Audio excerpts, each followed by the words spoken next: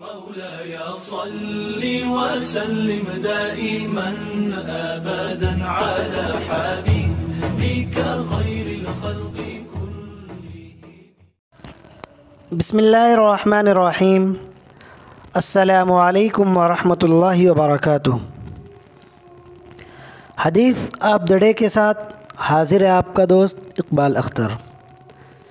پیارے دوستوں، آج کی حدیث سنن الترمذی ابواب الزہد سے لی گئی ہے، جس میں دنیا کی حقیقت کو بیان کیا گیا ہے کہ اللہ کے نزدیک اس دنیا کی کوئی قدر و قیمت نہیں ہے.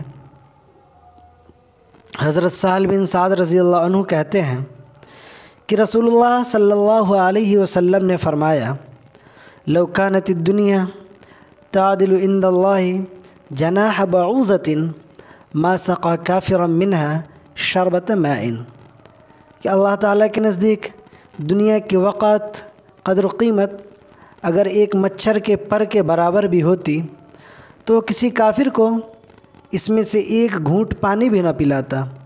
دوستوں، اس حدیث کا مفہوم یہ ہے کہ اللہ تعالیٰ کی نگاہ میں دنیا کی کوئی قدر و قیمت نہیں ہے، بلکہ یہ حقیر اور ذلیل چیز ہے.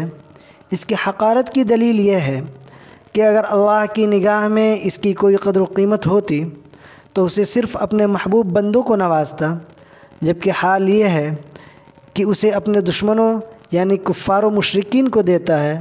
یہ ممکن ہی نہیں ہے کہ دینے والا اپنے دشمن کو وہ چیز دے جو اس کے نزدیک قدر و قیمت والی ہو.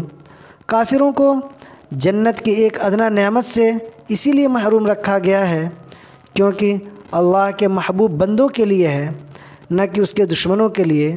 معلوم ہوا کہ اللہ کے نزدیک دنیا اور اس کے مال و اسباب کی قطعاً کوئی اہمیت نہیں، لہذا اہل ایمان کے نزدیک بھی اس کی زیادہ اہمیت نہیں ہونی چاہیے، بلکہ دنیا کو آخرت کی زندگی سنوارنے کا ایک ذریعہ سمجھنا چاہیے. السلام علیکم ورحمۃ اللہ وبرکاتہ.